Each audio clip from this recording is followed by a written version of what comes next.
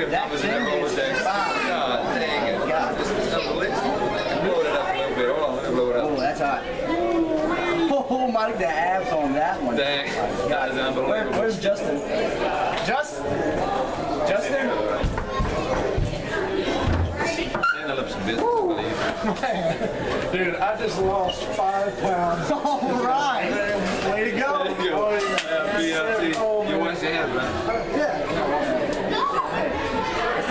Look at the abs on the stick. I was just... Hey, this guy, look, we are PFT, and you're watching WGS-TV on YouTube.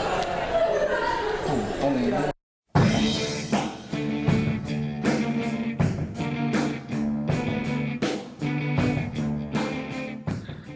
Welcome to another installment of WGS-TV right here on YouTube.com/WrestleGamer and ZFX TV.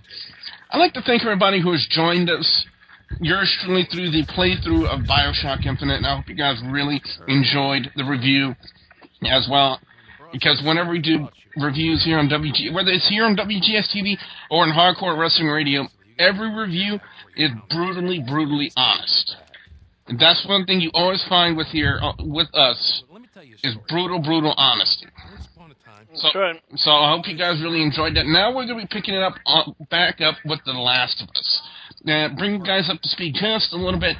As you guys see, Joel and Ellie have met up with Bill in his town. Bill's got a plan to try to get a vehicle for Joel and Ellie to get out of town and get out of Dodge. The only problem is it's swarmed with infected.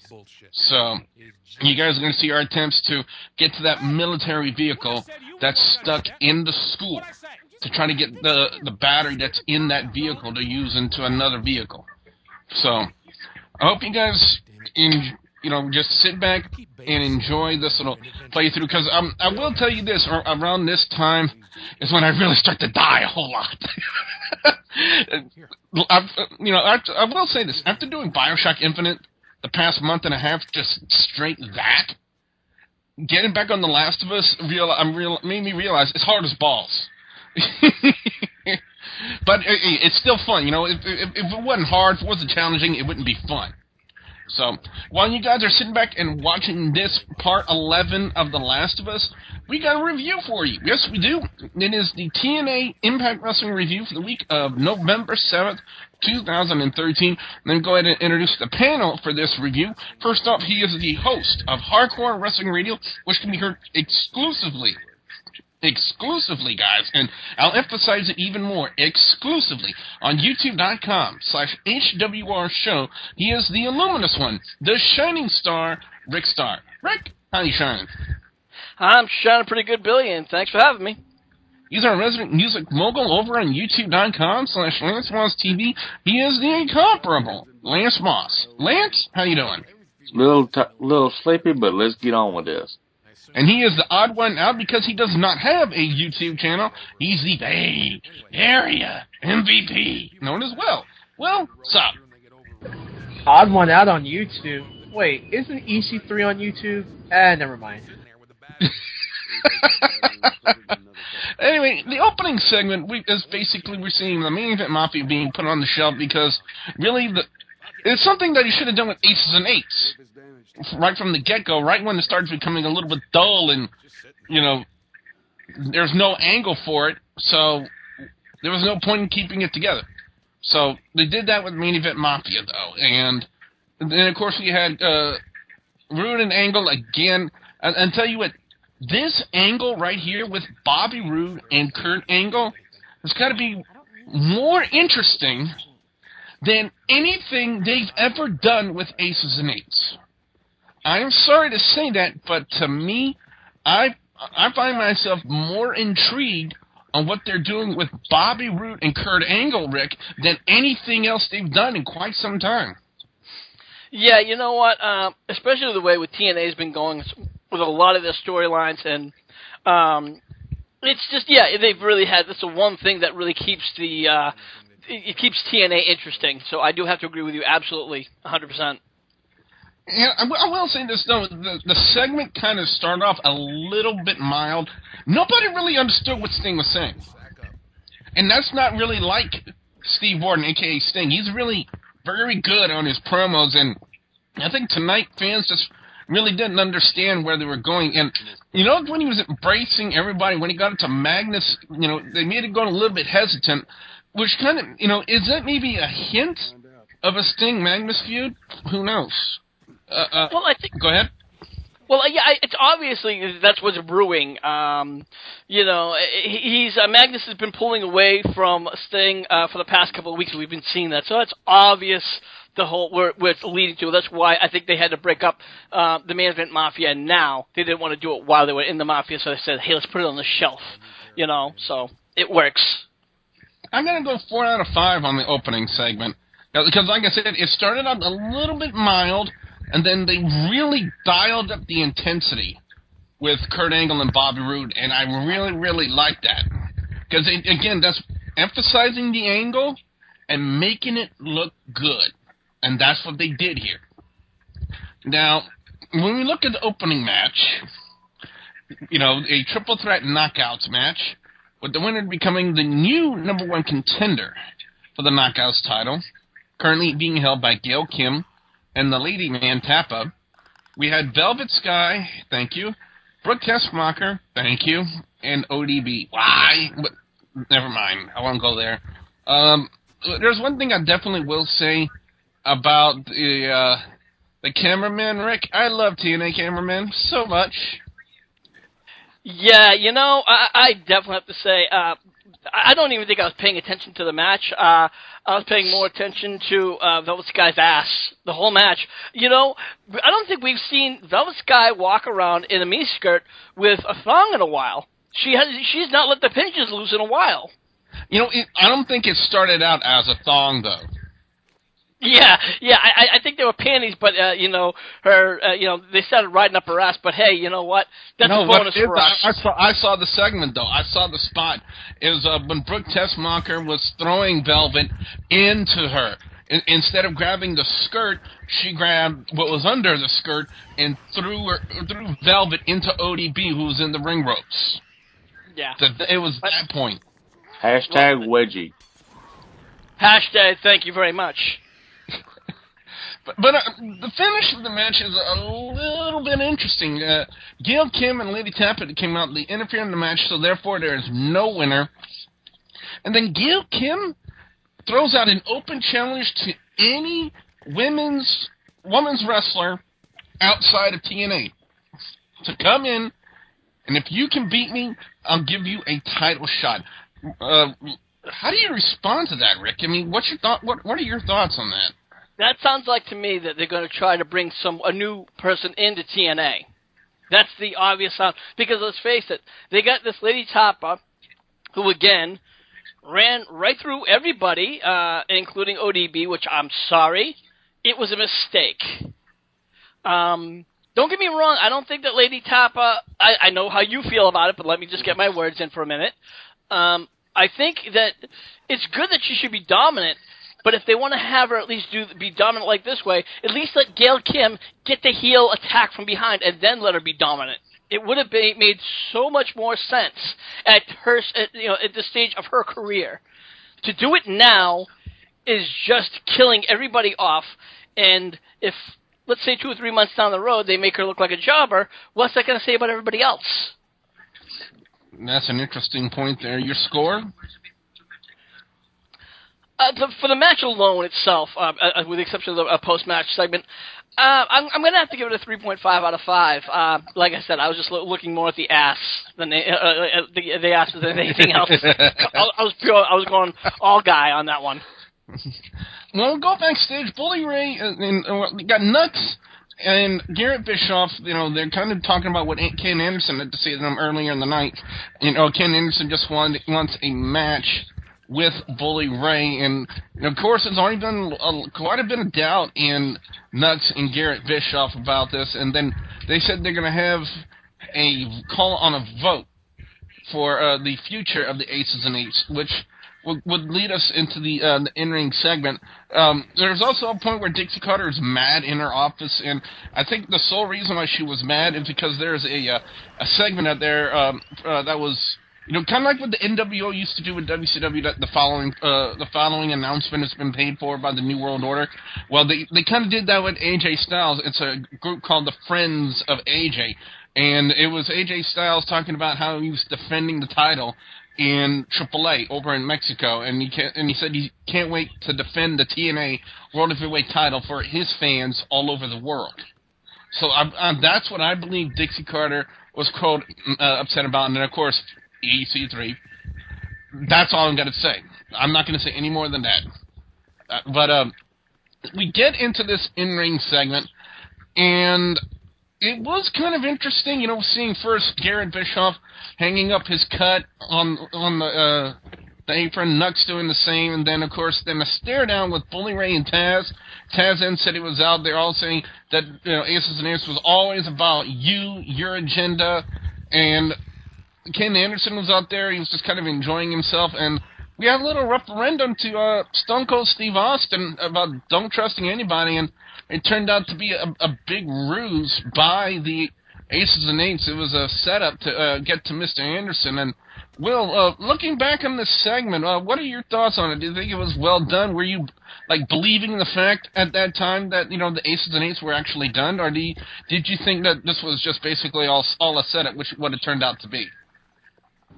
Long story short, yes, most of us thought this was really the end. And to be quite honest, this should have ended months ago, but TNA Creative got thumbs up their asses. Emphasis on words, thumbs up their asses. But, I thought this was a solid breakup. They led it up to where it was supposed to, have Knux and Bischoff leave, and Anderson being the ringleader, and having Bully Ray be all alone and everything. But, it's just not but a soap opera and theatrics put together. I'll give this Lifetime channel soap opera a decent 2.5. And what the hell was Anderson wearing? I don't even know. The big-ass French coat, whatever the hell you want to say. Yeah, that's what it kind of looked like. But the second match, Ethan Carter III and Dewey Barnes. Do we really have to talk about this? Should we even acknowledge Ethan Carter III and Dewey Barnes by giving it a score? To me, I don't think it's worth it. I'm going to be honest with you for a second. Aside from, EC3, I have to give, Dewey a little bit more credit than EC3, because I saw him take a few good bumps, and I'm like, wow, he was, not too bad. Obviously he's gonna, not gonna win. He's there to lose. But some of the bumps he took was some pretty damn good bumps for what he is and what he's there for. Yeah, he's basically what's called in the industry as enhancement talent. He's there to make Ethan Carter III, who's fucked up right off the bat, but he's there to make him somewhat look good. Yeah, and again, and I'll even say with Ethan, I have a little bit. I stay a little bit of respect for him, but you know what? Once he shot that promo, I'm like, ugh. Yeah. And that's the problem with the guy. He just calling he can wrestle. Calling Auntie-D. Yeah. Yeah, that's pretty much how we could sum it up, though. Well, Rick, if you were to sum it up with a score, what score would you sum it up with? I can't give it a 3. I'm sorry. I got to give it a 2. Well, we have Bad Influence taking on the Eric Young and Joseph Park. Apparently, Joseph Park is going to moonlight as both himself and Abyss from time in and time out. But I think what should be more brought to light is the fact that Bad Influence got in the face of Adam PacMan Jones and his rookie defensive player that was with them. I'm sorry, the name escapes me at the moment. But they both come in the ring and they body slam Bad Influence, and the crowd goes nuts. I'm like, okay, yeah, the dude, when he was tag team champions with Ron Killings, only thing he would do was get in the ring, take a football, and throw it in someone's dick. And now the dude comes back, I'm pretty sure everybody in Cincinnati is fucking overjoyed that Adam PacMan Jones is in TNA. And I say that with all due respect. Fuck you, Cincinnati. And they do a body slam on Bad Influence, and the crowd goes nuts. Lance, were the fans just that bored up to that point? Probably, but the thing is, I think this was just a one-time deal. Like, oh shit, somebody new. Let's cheer.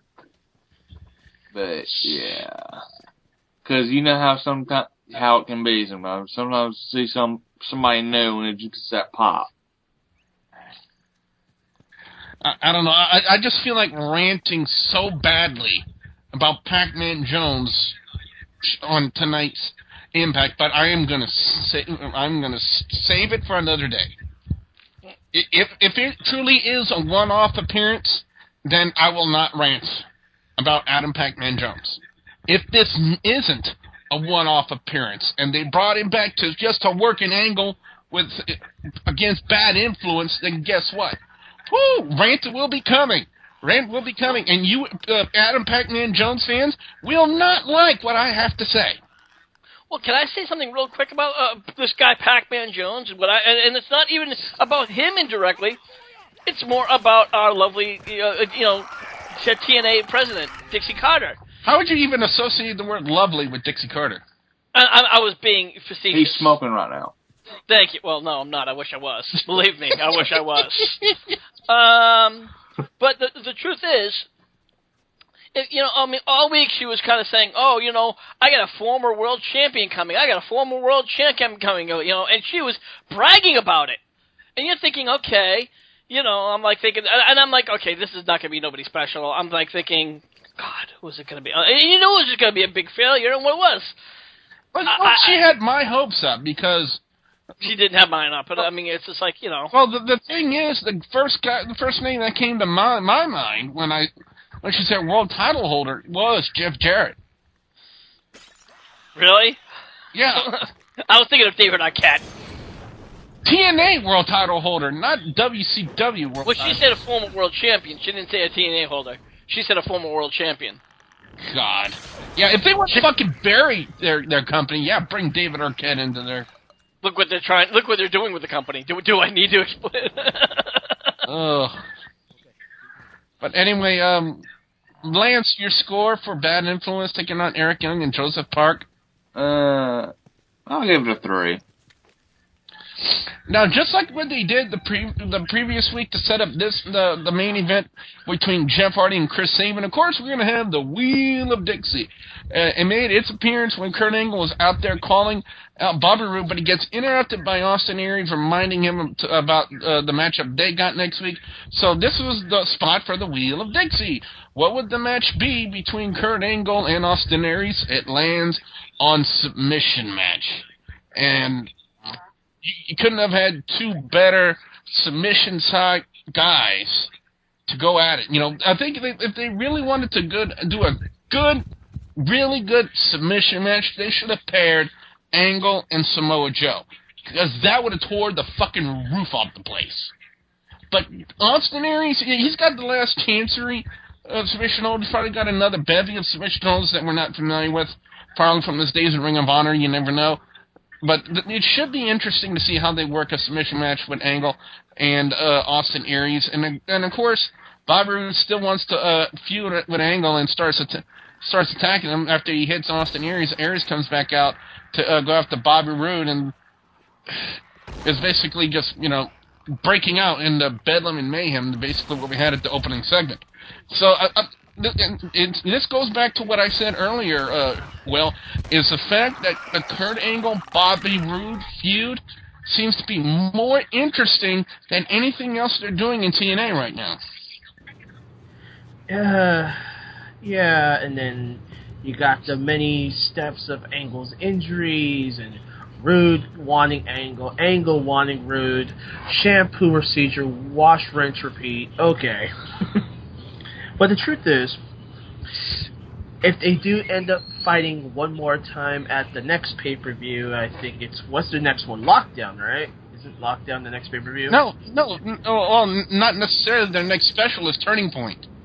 Oh, that's what I mean. Okay, well, Turning Point, yeah. I would like for them to build up something.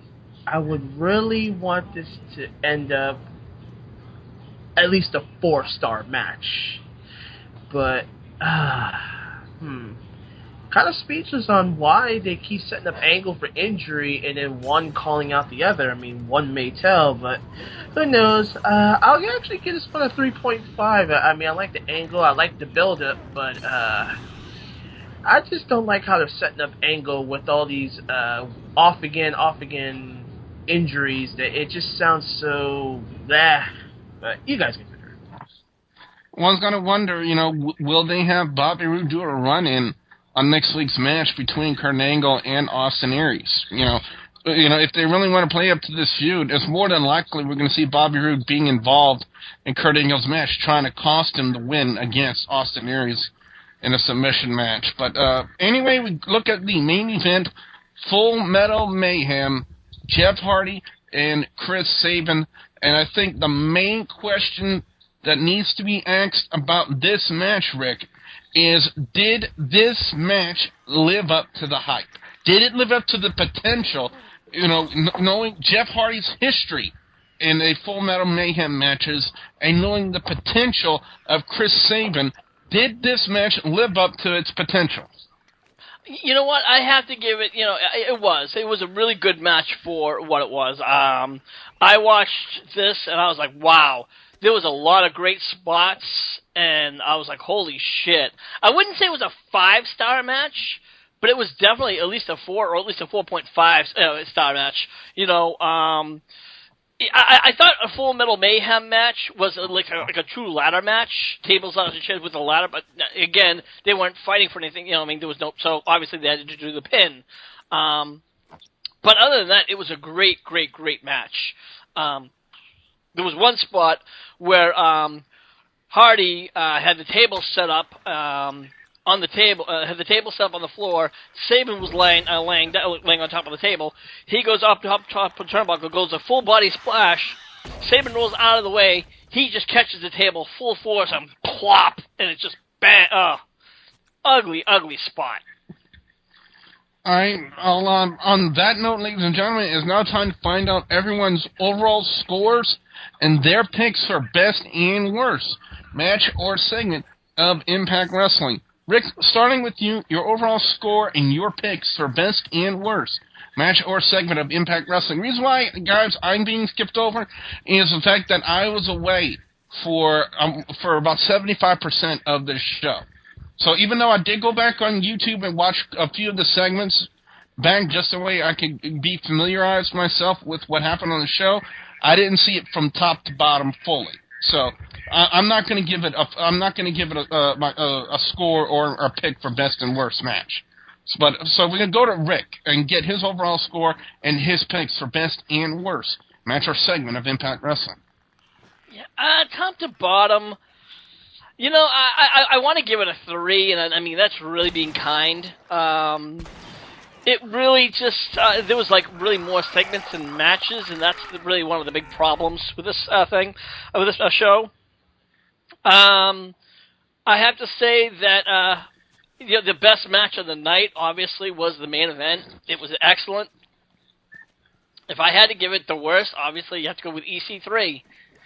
The guy just, they're giving him the same match with the same guy. I'm guessing it's obviously due to financial issues, so they're probably just sticking it with him. I don't know why they're not trying to. They don't want to, job to any of the other guys in TNA because they don't feel that he's worthy of that. He's playing Dixie Carter's nephew, and they want Dixie Carter to make sure that his nephew is treated, gets special privileges, remains unbeaten, and because the Carters are supposed to be above everybody else. No. Let's be honest for a second, okay? Let's forget the fact that he's a Carter. Okay. Let's forget that any wrestler comes up and he needs to start getting pushed and pushed and pushed. Even Ryback happened. How many times do we see Ryback get beat, over and over and over and over and over again? Yeah, he's a big muscle-bound bully, but whatever. It did happen. He just took a guy up, put him up in his Shell finishing shock. move, the shell shock, and it was done. Nothing special. He would take, like even 2 or 3 guys, pick them up 2 at a time, walk around, boom, boom, bang, done. Now, with all due respect, EC3 is no Ryback. I'm not saying that. I'm taking the point is you have to push your talent one way or another. Whether you like your talent, whether you think your talent is a muscle bounder or not. Now, and that's how you have to get them over somehow.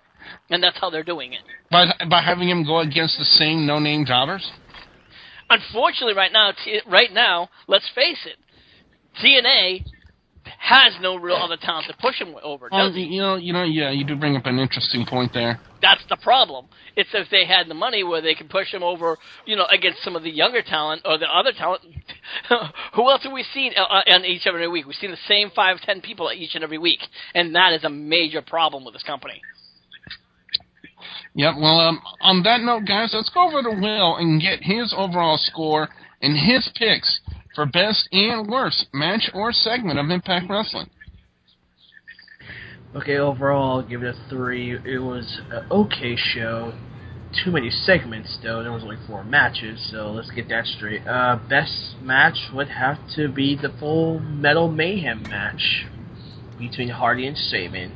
Worst match, EC3 versus Dewey Barnes Part 2. I mean, come on. It's more lackluster than people sitting in the toilet. Now, the segments was, what in the world was Joseph Park doing with Halloween candy? Can you explain that? Just for bad influence to go there and drop his candy? Like a 35-year-old child. Another worst segment. That's the only aspect of Halloween that I like. And the other worst segment I like to bring up, Wheel of Dixie, give me a break. Another WWE ripoff. When they're going to have their own creativity? Probably never, but That was just Sparks? I thought that was Kane. Wasn't there a person that looked like Kane out in the stands? I kind of thought like around almost the end of the first hour, but who knows?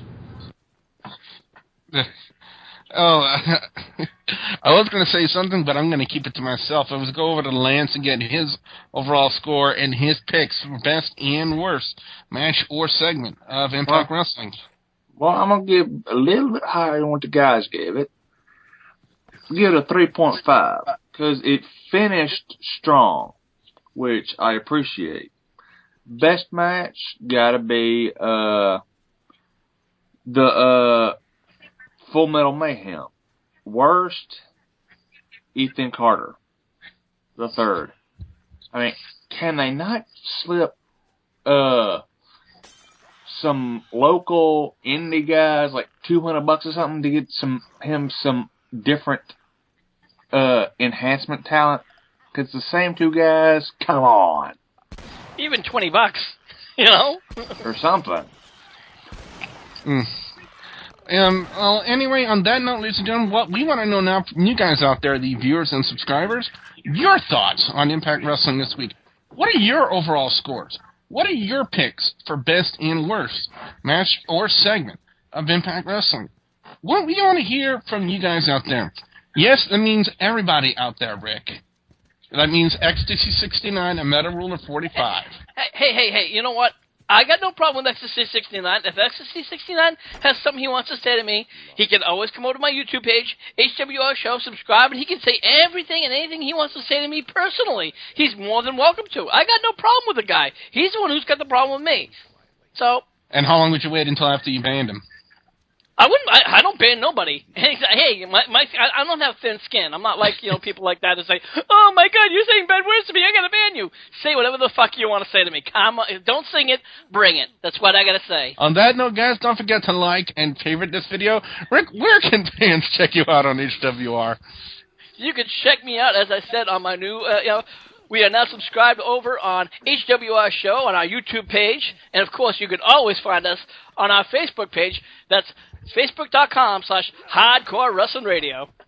Lance, what can fans expect to see when they come visit your channel over on YouTube.com/LanceMonsTV?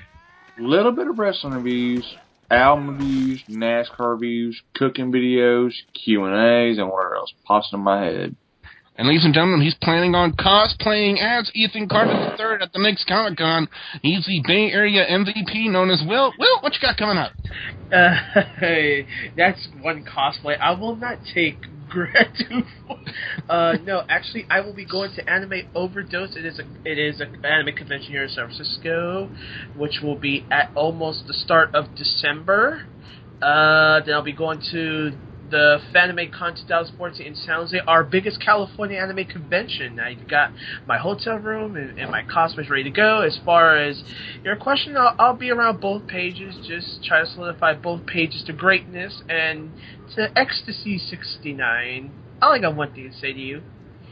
Don't battle Rick. He fights back with pizza slices. He is from Boston. Don't do it. Hey, pizza slices and beer, okay?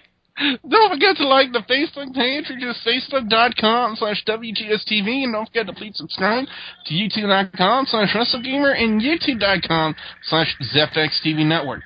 So for the Illuminous one, the Shining Star, Rick Star, the Incomparable, Lance Moss from Lance Moss TV, and the Bay Area MVP known as Will, who will cosplay as Pikachu at the next anime convention, and the WrestleGamer, Double B Money Mujo, saying thank you very much for watching.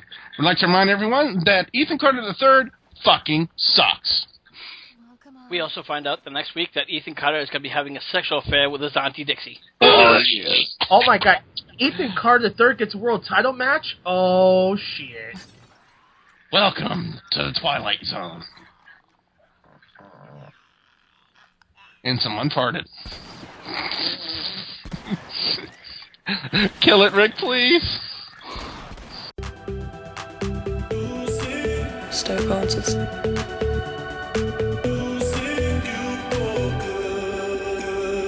Stoke answers. Stoke answers. Stoke answers. Spiritual medium. Stoke answers. Stoke answers. I'm Haley. Ring Rose.